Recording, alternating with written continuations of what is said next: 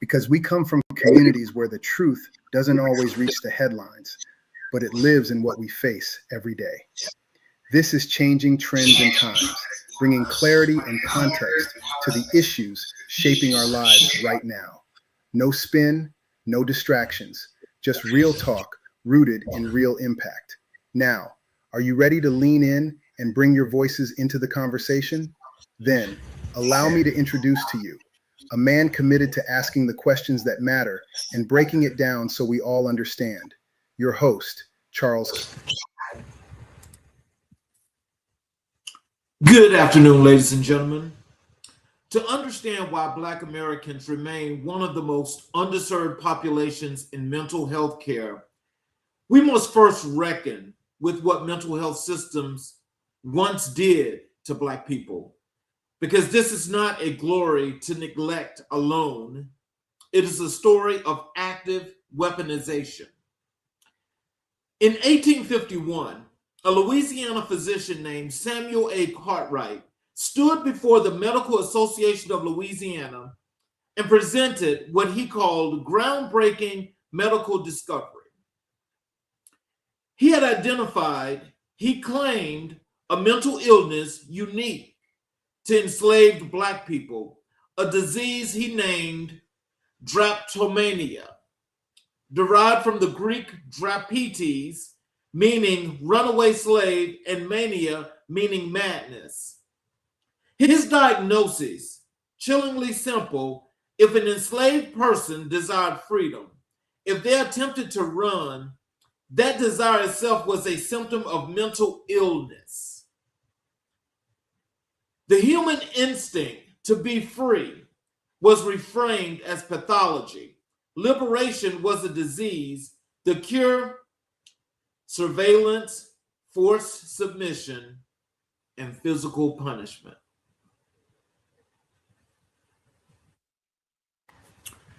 Let that land for a moment.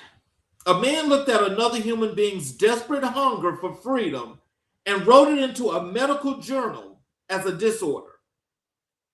That was not fringe thinking. It was published. It was reprinted across the South. It was used to justify the recapture of enslaved people as a matter of public health. Medicine became a weapon of the plantation. This tradition did not die with slavery. More than a century later, in the 1960s and 70s, as Black men marched in the streets demanding civil rights, psychiatry once again turned its intruments against Black bodies. Schizophrenia diagnosis among Black men skyrocketed during this era, disproportionately applied to those involved in civil rights activism. The American Journal of Psychiatry ran advertisements for antipsychotic medications featuring imagery of angry Black men, directly associating Blackness, protest, and resistance with mental illness. The message was unmistakably activism was pathology. Anger at injustice was a symptom to be medicated, not a truth to be heard. This phenomenon, now known as protest psychosis, documented how the very language of psychiatry was recruited to silence a freedom movement. These are not distant footnotes. They are the foundation of a distrust that persists today. Black Americans are 20% more likely to experience serious mental health challenges than the general population, yet they are significantly less likely to seek or receive care. The reasons are not mysterious, they are historical. When the system that claims to heal you has a documented record of using diagnoses as a tool of control, of punishing your humanity with the prescription, of labeling your freedom as madness, you do not trust that system. That is not irrational. That is wisdom earned through suffering. Consider also the cultural narrative of strength imposed upon Black men in particular, the expectation that they carry every burden without breaking, without asking, without showing pain. This is not simply culture.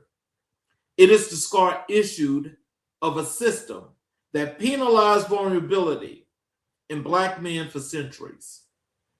To show weakness was to invite exploitation. Stoicism was survival. The problem is that survival strategies outline their context, and what once protected now isolates. Today, suicide rates among young Black men have risen significantly over the past decade, a crisis that has been met with far too little urgency. The silence around mental health in underserved communities is not a character flaw, not a cultural deficiency, not a failure of will. It is the direct, mind measurable consequence of centuries of systemic abuse, medical betrayal, and structural abandonment. We cannot talk about healing without first telling the truth about the wound. Now, I just wanted to give you guys this reflection as we get into this show. And I want this to sit with you for a second, because this is part 2 of healthcare and underserved communities and the truth and the issues of mental illness, because it's a real thing. And so as we get into this, I just want to let that sink with you guys first as we move into this opening, because we were taught that strength means silence, that teaching is costing lives. Let me ask you something before we get into the data, before we get into the history, before we get into any of the research. Think about your life. Think about the people you love. Now tell me, how many of them needed help at some point and didn't get it? How many of them were struggling with something nobody talked about? How many of them sat across from you at the dinner table carrying something so heavy that you could almost feel it and nobody said a word?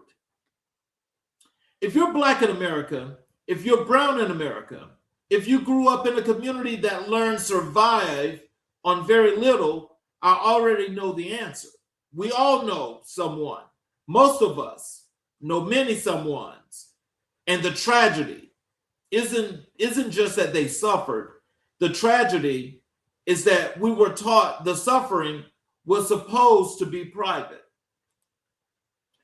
We were taught that strength means silence, that our business stays in the house, that you pray about it, that you push through, that real men don't cry, that good women hold the family together, that airing your pain is weakness.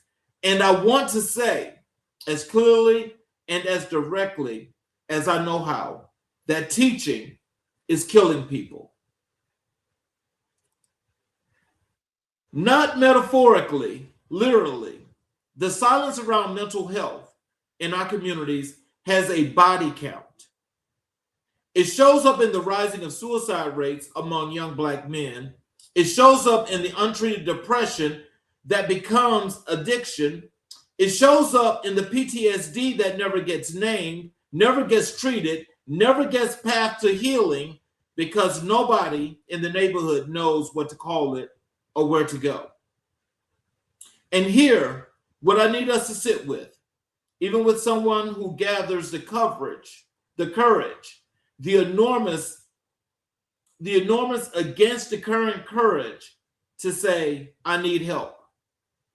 The barriers are staggering. No insurance, no Black therapists within 100 miles, a mental health system that doesn't speak your language, literally or culturally, providers who have never sat in a Black church, never walked through a Black neighborhood, like yours, never felt the specific and particular weight of being Black in America, and who can't begin to understand what you're carrying when you walk through their door. So that's why we're here today. And we're going to sit in comfortable silence. We're going to break it on purpose, loudly, with evidence, with history, and with care for every single person listening who has been waiting for someone to say, your pain is real, your struggle is valid, and you deserve care. So here we go. As we get into this, we're going to talk about mental health in the best way. We're going to talk about mental health as to how we can best benefit our community. So the first thing I want you guys to understand is when we talk about the scope of mental health crisis in underserved communities, you know, that could be Black, Latino, Indigenous, and rural Americans. They face significantly higher rates of mental illness. Okay. And that mental illness, it gets so to the point that, you know, it runs rampant. It causes people to act out. You can't be controlled. There's no medications, and people are trying to find old remedies to try to solve this problem. But this problem is one that runs rampant because this is what we know in our communities. This is what people know in our communities, because going to see a therapist that does not look like you, or going to see or to seek mental health counseling in general, is one that's frowned upon, but also done with pause. And it's done with pause is because, you know, when you think about what I started out in the beginning about the historical context is what makes so many people not want to seek mental health counseling, because the fear is that this medication that these people are going to give me are some things that's going to make me worse. It's going to make me see things. It's just going to make me be totally different and not be the person who I am. And so as we think about that, you know, that does not mean that people still might not need mental health care, but it's just the whole premise that we have to get it. We have to seek counseling in some shape, form, or fashion. And so when we talk about that, and we talk about that divide, we talk about that racial trauma, you know, where we can talk about, you know, whether you're Black, brown, Indigenous, or you're living in a rural area, that, you know, you get this race-based traumatic stress. And so when you get that in itself is a real thing. And that's one of those things that causes lots and lots and lots of issues itself. And so when that happens, okay, this is where, yeah, you know, we do need some mental health care. But the problem is, where do we trust, or who can we trust that's going to give us that help? And this third point that I want to talk to you guys about is the shortage of culturally component mental health providers. Now, approximately 4% of psychologists in the United States are Black. Latino psychologists make up roughly 6%.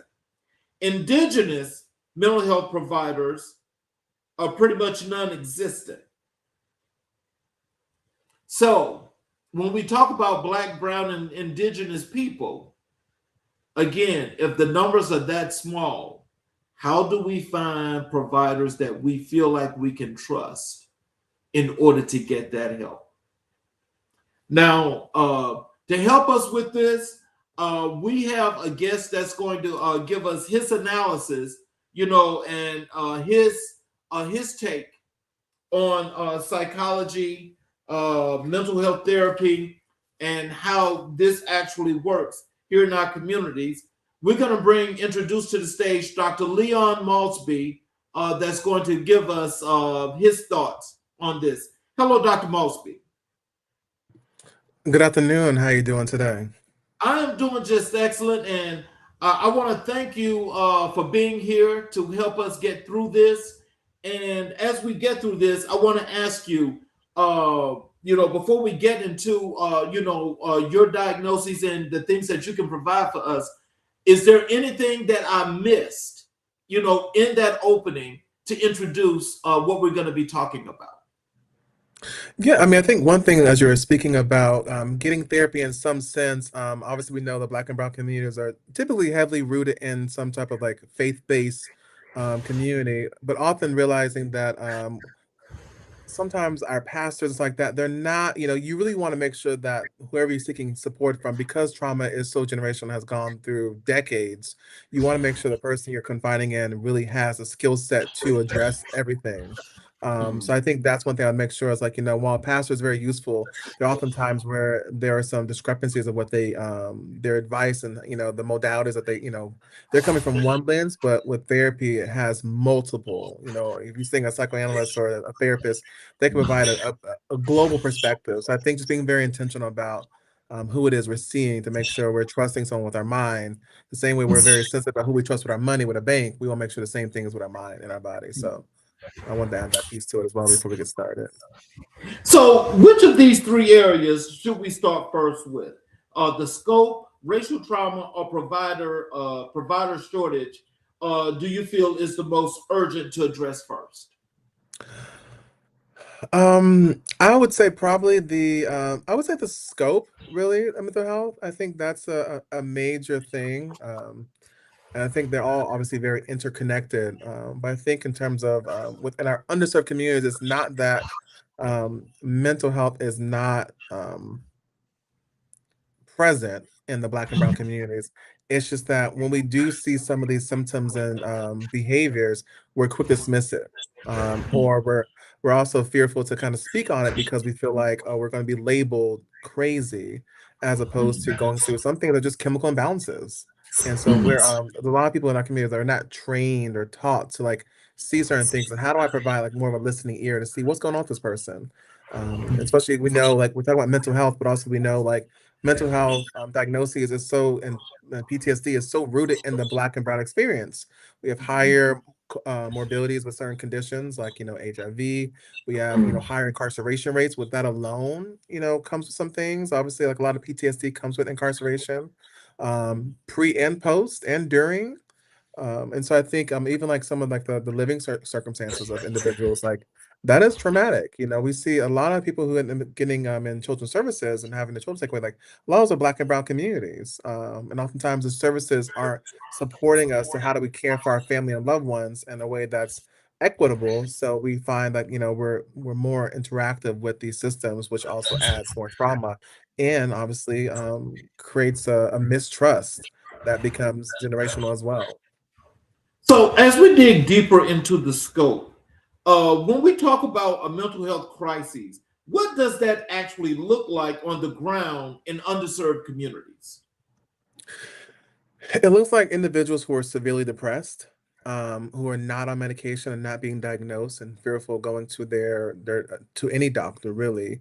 It could be individuals who are presenting in the emergency room or urgent cares with blatant mental health conditions, but being misdiagnosed. It could be people who are struggling with anxiety or aggression and not sure what the root of that aggression is for them. It's often like we see these people like who are walking around with like blatant mental conditions, but just not being treated for it, and we see how that spirals. And we wonder, see Black women, walking around with postpartum depression and not being treated, and then we see obviously the unfortunate part to where sometimes if they take their own life, suicide rates are really really high in the Black community, and so and the first thing people say is, "Oh, I didn't know this person would be capable of this," but we also were blind to these um, very blatant symptoms. And like the most extreme, we'll see some people. Obviously, we see people who are unhoused who may be experiencing clear symptoms of like schizophrenia and things like that.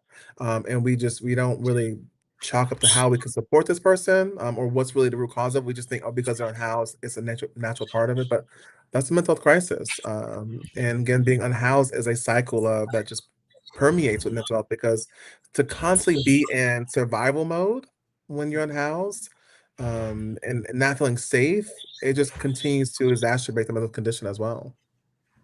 So, for those of you that are just joining, we're doing part two of our series of healthcare and underserved communities, and we're talking about mental health today. And we have Dr. Leon Malsby with us, who is a licensed therapist that's going to help us as we go through these issues today. So, Dr. Mosby, what indicators or patterns do you see most often that tell you a community is in mental health distress? Um, One, when we see like obviously with the affordability is very high, we see that's obviously a huge thing. How people live, the social we call it like the social determinants of health, right? How people access mental health, how people have appropriate food. Like if you're in a food desert, that's a symptom of a mental health crisis. Obviously, kind of schools people are attending for their children, jobs, right? If there's no reasonable jobs in the area and they're having to commute, but it's a further commute, and obviously the social economic status is low as well, it becomes a issue as well. So these things we know tie into our mental health. It's not just one thing, but it's a compounding issues that end up becoming a barrier for people to access their mental health. And so also even having like equitable and an appropriate representation in the mental spaces. So if you are going to an urgent care or hospital or mental health hospital, do those doctors or those psychiatrists or those therapists look like you? If not, do they may not know your lived experiences, so it makes it harder to really um, um, feel comfortable to unload some of those things to that person. So it's just a So, layered approach. It's layered. So, Dr. Mosby, as we started out, I had to give the historical text, and I did a reflection from the historical text about Black and Brown and Indigenous communities and mental health. Can you tell us what is the importance of actually seeing and seeking therapists that look so much like you when getting that help? What is the real reason that we have this issue that we have? I think I mean, the real reason is, I mean, if you see a therapist that looks like you, a black or brown person, it automatically calms your nervous system a little bit. For most communities, there is a caveat with that a little bit, but for most communities, they feel comfort in knowing this person understands my lived experiences, so I don't have to over explain my circumstances. If I start making certain references to, let's say, for instance, so, growing up, we were eating bologna sandwiches, you're not confused by that, or explaining some of the cultural things that we know to be true. It's a comfort there. It's a language that's automatically there, and we build trust with it. So I think that's the biggest thing is less explaining, especially when you're talking about. Because one question I love to ask individuals, especially when I'm doing my groups with the patients, is like, what was your understanding of mental health growing up? What did your parents, what did your loved ones say to, what did you know about mental health and substance use growing up? And from that, I then asked, well, how does that impact your understanding of your own mental health condition that you're currently dealing with? To see that often there's a parallel. So if their family's growing up, you don't believe in certain things, naturally as you get older and you're in your 20s or 30s or 40s or later, you'll see those things coming up as well. So I do ask that question because I like to get the insight about what people are in the room and their experiences growing up. But if you're growing up in spaces and you're talking to a provider who's also like you're more comfortable disclosing certain things. So it's less um, frightening and less ambiguous about if they're understanding your lived experiences. 'Cause that's what we're asking patients in therapy. You're asking their lived experiences. And so you're having to unpack their trauma and unpacking their different things that have happened to them, even the understanding their diagnosis. You want that you want that patient to understand like the therapist is on the same page. So, that number that I gave about the suicide rates, what can you tell us more in depth about the suicide rates that have now increased in the Black and Brown and Indigenous communities when it comes to mental health? Yes, I mean, and even recently I was on a training where we learned that even like women have started doing more. We often think of women doing suicide like through like more of the passive ways, but we saw recently in the data that women are now doing more like using guns as a final way of committing suicide. So things are evolving. I think that the pandemic has definitely opened up a lot for individuals in terms of these numbers, and I think identifying that there may be some um, things going on mentally that they are struggling with, especially when people are forced to quarantine. But numbers are still very high. You know, numbers of people are still feeling isolated, and it is a lot of it's still rooted in the stigma, and sometimes it's internalized stigma in terms that they don't feel comfortable saying certain things. I often say that, especially when we talk about suicide, and it being so deeply rooted with like bipolar and depression, it's like it's oftentimes people think that they're alone in a situation. There's no way out. And so how we bring that down is by having conversations. So if more people are talking about the different depressive states, anxiety or mental conditions, substance use, you see that there are other people going through the same thing and it's not just you. You may be the only one in your social circle, your family circle, but there are people who are struggling with the same type of ailments that everyone's going through it. So there's more community than there's not. I think oftentimes we see that people feel like it's the only way out because they feel like no one understands them. But oftentimes, like there are plenty of people who may understand them, but they just don't get the opportunity to kind of like share their story. So having more conversations about our trials and tribulations, I think brings that should bring that number down a lot because people understand like you're not in this alone. Now, you mentioned something in your response that kind of caught me, and I think that a lot of us need to understand. You know, where most of this really kicked off a real serious downfall is the pandemic. Can you tell us, you know, with the pandemic, and you know, we were sheltered in place for like a year and a half, 2 years, and there's no contact other than doing Zoom and things of that nature. Can you tell us how did that affect and what happened with that changed the mental capacity of all our people? Yeah, I mean, I think it's twofold. I think on one end, you have people were dying at high numbers. And so when people are dying, it was a very it's a smaller section, a smaller sample size of what we saw with the HIV epidemic. People were dying left and right, and so we think of the pandemic, we think of like grief as one obviously emotion people are going through. Like, and you're not able to say goodbye to these individuals, and like you don't know who's going to be next, and you could be next, and you don't know. You know, we had so many questions, and we didn't have as many answers, and so I think a lot of the pandemic experienced a lot of grief and no closure with the grief on top of individuals having to face their own morality about like how do I keep myself safe? How to keep my children safe with this thing that we can't see?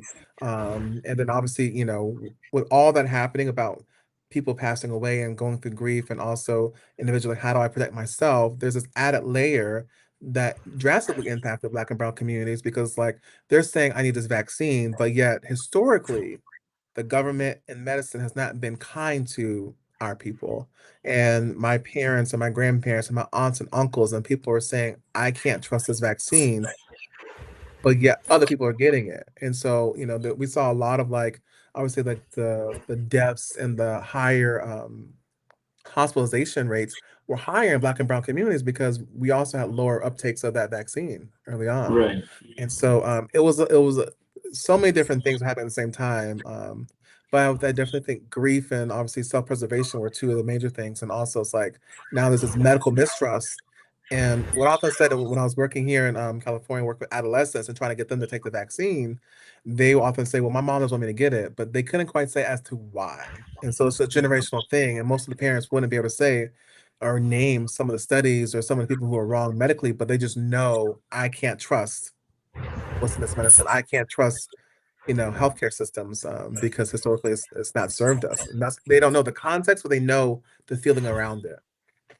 But you know what I think validates what you're saying here, and of course, you know, I don't know all of the real raw data, but when you think about the people that not only were sick, because now you've got people that are having these side effects. They calling it long COVID, and they Mhm. don't know what's happening where people can't breathe, and they're having all these things happening, and it's brought the health all the way down. Yeah.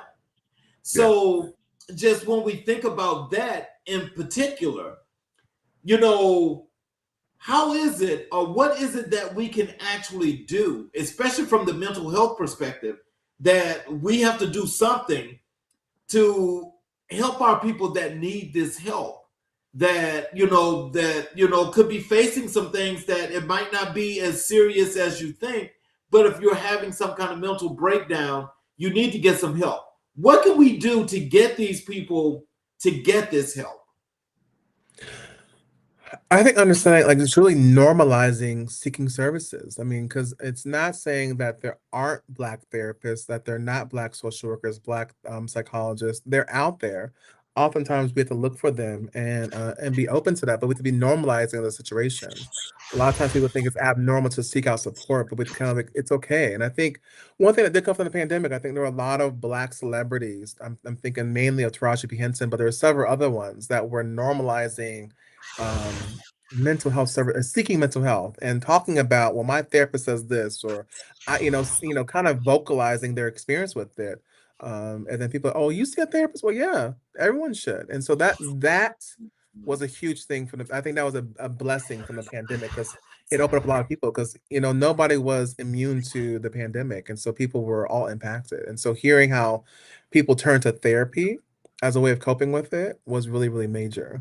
So I think normalizing these conversations about mental health services and even people sharing their different experiences. I know I follow a few people on social media, and one in particular, he details some of the lessons he's learned in therapy. I'm like, that's powerful. That's more powerful than he probably knows.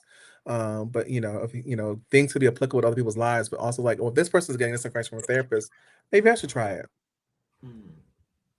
So, still sticking with the scope, how do poverty, unstable housing, and limited access to care compound mental health challenges?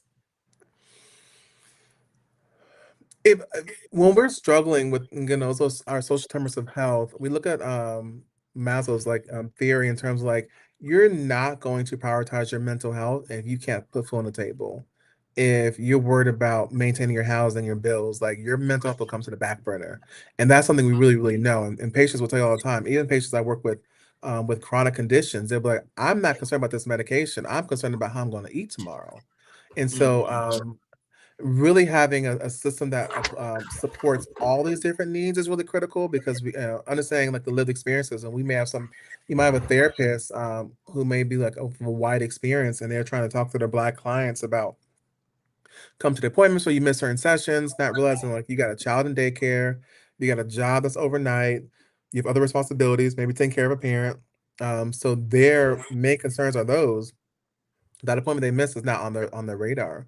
And so unless you're going to provide support for these other issues or other areas in their life that they need support in, they're not going to prioritize their mental health. And we've seen that historically for decades within the Black community, especially Black and Brown community. They're more focused on how I take care of my loved ones as opposed to myself. And then we think of generationally, and then you see like your children are seeing how you are working two jobs and doing X, Y, and Z, but it's also burning you out. And so they start to adopt those same habits. So it becomes a generational pattern often until someone breaks it. So, how would you describe the scale and urgency of the mental health crisis in underserved communities? And why do you think it has taken this long to get this level of public attention? I think it's a major, still a crisis in the Black community and the underserved communities. It still needs to be addressed. And we think about the trauma that's being impacted by individuals of Hispanic culture who are now being, raided by ICE and concerned about their loved ones. Like that causes a long-term trauma. And so I think that why it has not been on the forefront for people's minds is because you have to also think about it's not just mental health services because that has always been available. It's how the healthcare system is, how the housing system is, how, financial stability is, all these different things play a role in it. And that's all typically governed by government, and so we always can't change where we live, and we can't always make more money. So the cards are always stacked against us. And the dealer of those cards is the government and these systems. They're not going to address the mental health crisis because their output is impacting the input of the mental health. So I think for so many people, like if you don't have people in power, which was really critical to understand who you're voting for, if you have people in power who are having your whole person Right. in mind when talking about Yeah. making policies and changing laws, then you'll always be at a disservice. So I think our mental health has always been at an issue, but it's often because we're dealing with these other things that we get no support from. So, So I want to actually move over to another part of what we're going to be discussing. But before we move over, is there anything that you like for the audience to get in a summation as to when we talk about the scope of mental health, something that they should be thinking about and focusing on? Yeah, I think one thing is like, how do I know if I need to see a therapist? I think anyone should be seeing a therapist. There's life experiences, adjustment to certain things as we're evolving that we should be mindful of. And it's always healthy to have an unbiased person to talk to. I often say when you're looking for a therapist, it's almost like you're dating. So you want to make sure that you have the right therapist that fits you. And so there's often like questions you want to ask in terms of like their style, kind of obviously identify certain things you want to work on and see if they can work with some of those things. If they historically had patients with some of those similar concerns or life circumstances. But Mhm. all this normalizing the experience of being seeing a therapist is not what it was before. Like there's nothing wrong with you to want to see a therapist. If anything, it makes us more stronger and resilient. So let's move over and let's talk a little bit about the racial trauma as a public health crisis. If you don't mind, first, if you could walk us through the concept of racial trauma, what it is, what it looks like, and why it matters that we recognize it as a distinct public health crisis. Yeah, so when we think of public health, we think of like the whole person. So, I mean, I'm thinking of like mental health and our physical health, right? Right. Racial trauma, historically, we know about slavery and what that impact has had. But I think even now with these systems that are rooted in racism, we often get the short end of the stick in most of these situations and healthcare systems. So whether it be medical, again, we know Black women are disproportionately impacted with um, um, um, Black maternal health, where they're dying at high rates. We know that we have high rates of suicide. We know that we have high rates of hypertension and high cholesterol in our community. Cancer, we know that Black men have higher rates of prostate cancer. And it's not because like these conditions are just more adept to us, it's because of the circumstances. What food can we eat? Do we have healthy grocery stores that are affordable? In our areas? Do we have healthcare systems that are, accessible to our insurance? Do we have, is the waiting times, a few months to see a primary care doctor when you need to see it more frequently? So racial trauma is like how we experience this thing called life as Black individuals, as brown individuals, while we're not currently going through slavery, but it has a lasting impact on us. And so they're oftentimes we're mistreated because we're Black, and that's a trauma in itself. Where we're not told that our experience is valid. We might come in there saying certain things like, I'm experiencing this pain, for instance, and they may downplay it, or maybe talking about certain things that could be treated through prevention measures, and they're going more extreme because they're not, let's say, listening to that patient, or they're fearful to ask some of the hard-hitting questions that typically a Black provider would ask. You think of like um, if someone's talking about these different things like, I'm just feeling really depressed, like, are you going to do the assessment for depression, or are you just going to like, oh well, just take it easy, take some days off of work, not realizing they can't even take a day off of work because they can't afford to. And so that's all rooted in like this racial trauma of like how we're experienced as individuals from our counterparts. Mm. So as you said, racial trauma is not just emotional; it's physiological. Can you explain how racial trauma shows up in the body? Yes, and oftentimes we talk about like the Black woman schema, where like Black women have this thing where they survival mode, right? And it's like oftentimes people are functioning with high levels of anxiety, high levels of trauma, and for them it may feel very normal, but we know it's like obviously like the palpitations of the heart.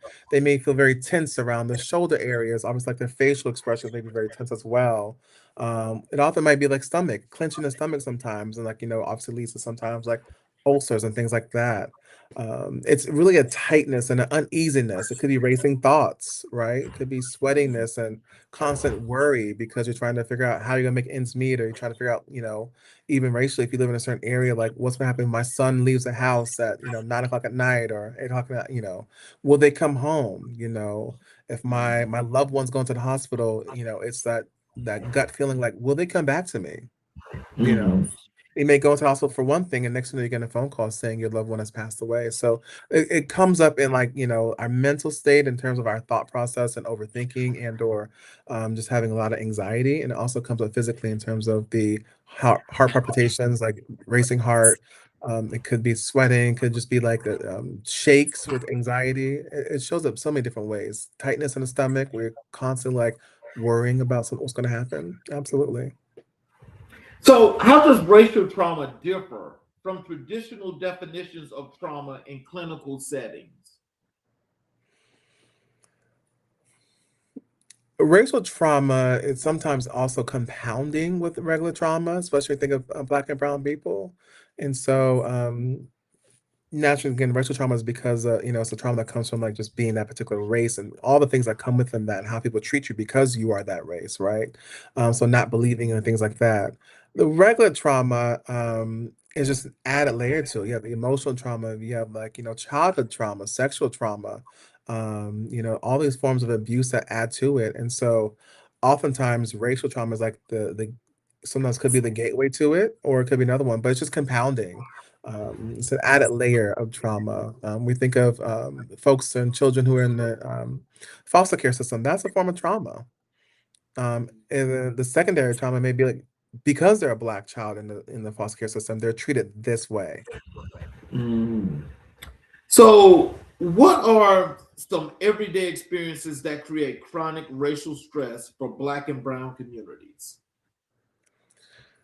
The media, when we see that people are being shot, or the protocols not being followed, or being more, the law enforcement being more aggressive to people of color than they would someone else who's not of color. We think of a lot of things like there was the church shooting in the Carolinas a couple of years ago, I think almost 10 years ago at this point, and how it was a Black church and a white shooter, and the fact that that individual who was the shooter was able to come out and was arrested and was, put in the car and stuff like that very calmly. But and so from the in the Black experience, there's this fear and this feeling like if that was a Black shooter, that shooter would not have been able to make it to the cop car. And so it's that understanding that life is not fair, but seeing in real time also adds to these different situations. It's in the healthcare systems where you're trying to talk about your experience and you're not really heard, or you see people dying and it's like, well, I don't want to go to the hospital because I feel like if they were treated that way, how am I going to be treated as a Black person as well? It's being pulled over by a cop, and trying to ask very simple questions and being given attitude or being told to comply and not ask questions.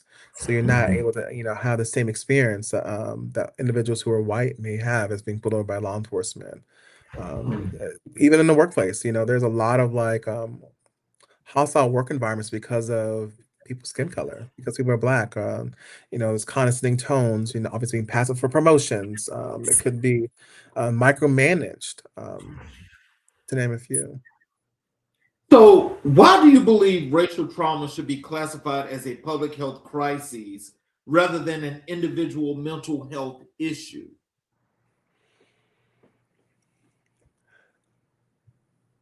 Because I think of how deeply rooted racial trauma is. I don't think, some things can be combined, but I think that's a special thing that will take more than just a mental health therapist to unpack. It really requires like how do we change as a society to address racial trauma?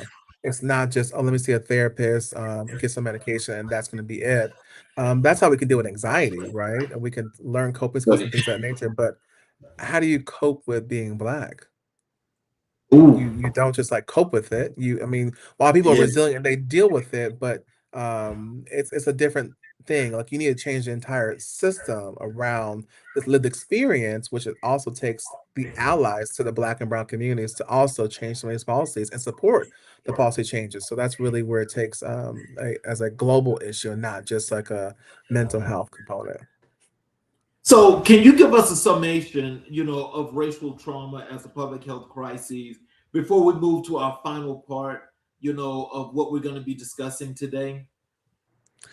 Yes, I mean, racial trauma again impacts us from as a whole person because of our lived experiences and those of our ancestors. And because it's been so deeply rooted in our community, it takes more than just a therapist or psychiatrist to fix these things. It really takes us to be one, combined as a unit, connect as a unit to see what's really needed for our local areas, but also nationwide, and really employing those with lived experience to identify like, what are some policy changes we need to make a lasting change for races to be more equitable. And we know through some of the equity work, we can find the social justice equity work, we can find some sense of peace with racial trauma, but also requires individuals to own up to what role they have played to continue these systemic issues and systemic racist operations for people of color and people of marginalized communities, underserved communities.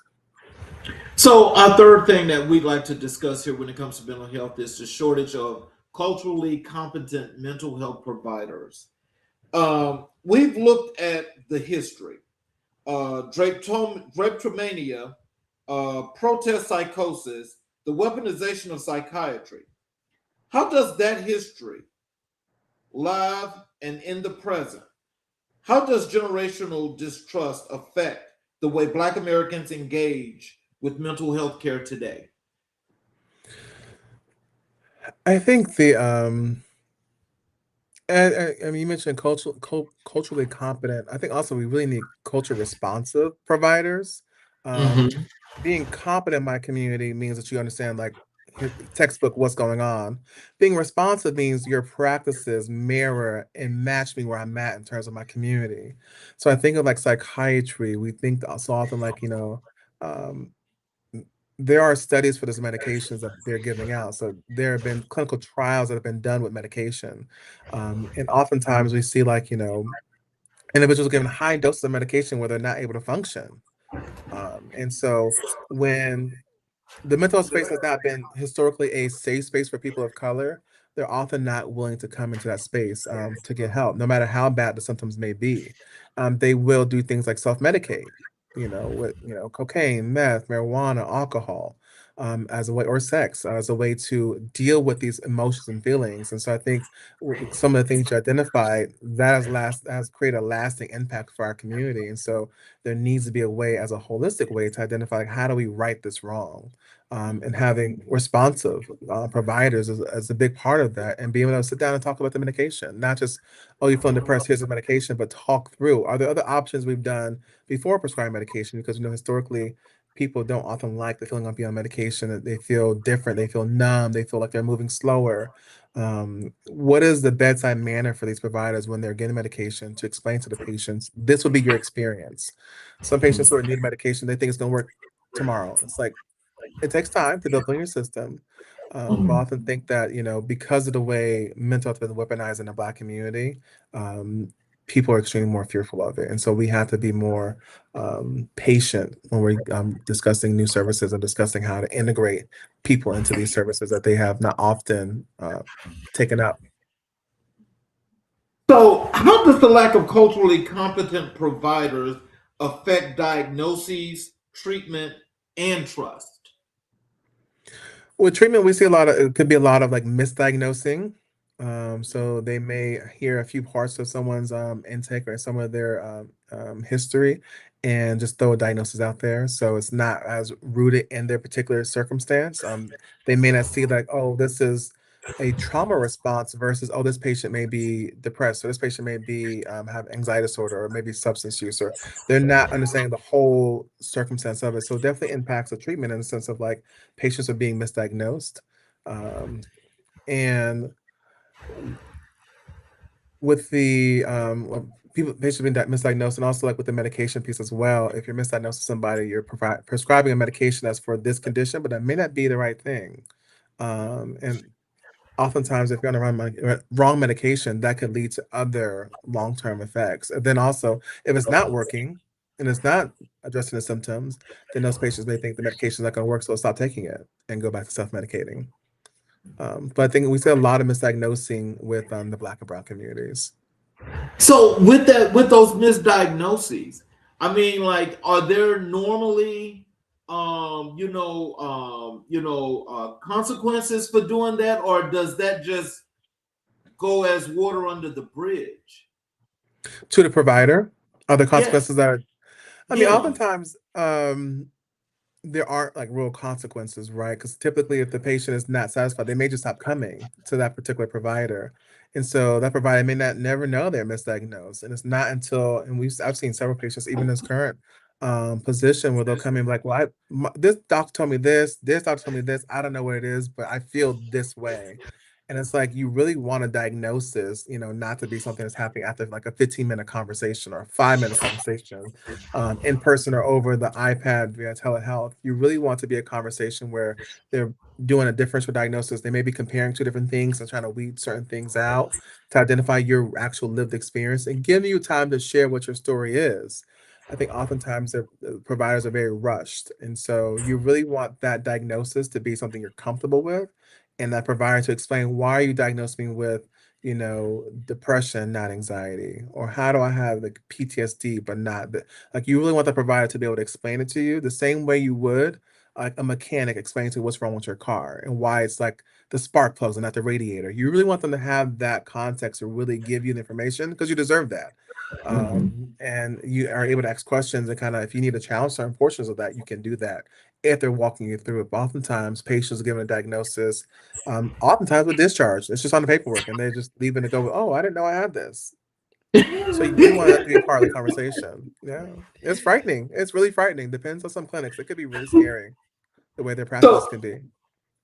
can you share some examples of how cultural misunderstanding leads to misdiagnoses or inadequate care? Cultural misunderstandings can lead to misdiagnosis or inadequate care. I mean, the first thing that comes to mind oftentimes as a Black man, especially someone who's gone through like grief and like who may have some like unresolved traumas. Mm-hmm. If you see these individuals coming into the hospitals like that, they may be shut down. They may be guarded.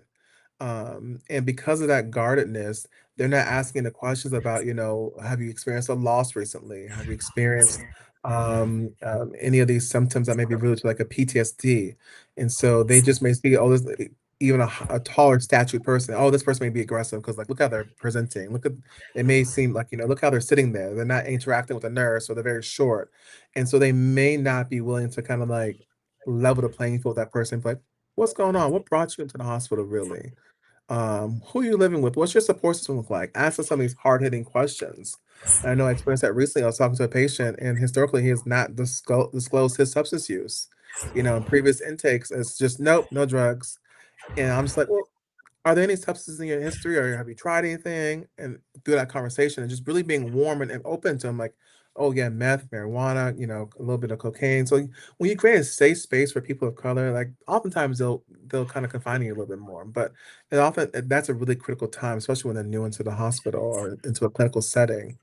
But yeah, so I think just taking someone off of face value can lead you to not hear what they're saying. And they may be telling you a lot in very few words. It may not be as expressive, but just because someone's not crying doesn't mean they're not depressed. Just because someone's not jumping around doesn't mean they're not anxious. It could be some more cognitive things they're focused on in terms of like they're overthinking and they're hyper focused on certain situations they can't control sometimes. But oftentimes, if you see some of the patients and they're appearing guarding, that could lead them to be misdiagnosed and or treated differently if they're not always so bubbly. So, why are so few Black and Brown clinicians entering the mental health field, and what barriers exist? One, I think mentorship. So I think when you see like psychiatrists, therapists, social workers, those who work in the mental spaces, like you really want to also professionally see yourself as someone who's done the work. If you have experiences where you're getting guidance and leadership from people who are non-Black, non-Hispanic, not a color, their guidance is shaped through their white lens. And so it's a conflict when you're like, well, I'm learning this and I know how this feels for me in my spirit. You're saying the opposite. That's uneasy. And oftentimes, if you have those individuals in leadership, they often dictate the systems and structures of how things are happening to where you have a lot of people who are going into spaces and leaving because, like, it's not healthy at this point for me as a provider. It's not healthy for me as a social worker to lead and be here as an employee when my leadership is so um, anti everything I stand for. So it becomes a barrier. And also, we also have schools, and it depends on the criteria for admission for some of the schools. Like, are we are we doing things in the best interest to get a well-rounded, diverse class population? Oftentimes we're not. Oftentimes it is just individuals who, you want, certain criteria that often don't meet some of our Black and Brown communities. So how are we meeting them where they're at? So I know there's a lot of schools that are intentional about making sure that they are doing the work and then an equitable lens, not equality, but equitable lens to make sure the incoming therapists, social workers, psychiatrists, doctors represent the communities they'll be serving in or learning in. Mm. So, that sounds like an ethics issue to me. Is Yeah. that where that falls under, or is there something else? I definitely think it's ethics, in terms of like doing what is right. And oftentimes people get into some of these positions of power and everyone answers to somebody, and the people they're answering to may not hold that as a high value. But I definitely think ethically you want to do that because, like, to have a school, have a system in a Black and brown place, but the students at that institution don't represent the community that they again will be ideally working in is a disservice ethically as well. So that's because we know the need for representation within these medical spaces. And so, just if you could give us a summation here as to about the cultural competent mental health providers here for this section, I would definitely appreciate that as we get close to our time here. Yeah, so again, we need more representation of culturally competent and responsive providers in our communities. We know oftentimes that the the health and longevity of that community is dependent on it, from a holistic standpoint, medically and mental health wise as well. And we know we need to be able to provide patients with things they need and people that can represent them and understand their lived experiences. And that comes with having culturally competent and responsive providers, from an academic space as well as a healthcare space, making sure that schools in those areas are bringing on and have criteria for students that look like those that they serve in the community, but also the healthcare spaces to where they are hiring, and making sure they're outreaching to the schools and stuff like that, who can provide a candidate for a role that will look like and mirror what they need for their patients, both credential wise as well as culturally. Well, so in closing here, Dr. Mosby, can you please, leave for our audience, especially those that are in your area out there in the California area, how can people connect with you and reach out to you if need to have not just assistance, but how to get some real serious mental health treatments? Yes, absolutely. I think the best way is I'm naturally on LinkedIn, Dr. Leon Maltzby on LinkedIn, as well as on Instagram, Dr. Maltzby on Instagram as well. Easy way to get to me. I also operate a Instagram page called Black Man's Guide to Mental Health. And so I can also provide that, and you can put it maybe in description somewhere. But where I have a lot of people who are doing the work within the community. So even in California as well as other states that are connected to mental spaces. So those are probably the best three mediums to connect with me. I look forward to any kind of further collaboration as well. Well, thank you so much for what you have just helped us with as we get through another part of healthcare in the underserved communities. So, what I like to do now is I want to thank each and every individual for being here. I appreciate your time, especially the people that are here with us each and every time we do a show. But just in closing, I want to leave you guys with these words. If you stayed with us through this conversation, thank you. I mean that because this was not an easy episode. It was not designed to be. Easy conversations don't change anything. And the things we talked about today, the history, the trauma, the stigma, the systems that have failed generation after generation, those things demand more than ease. They demand honesty. And you showed up for that. So let me say this plainly without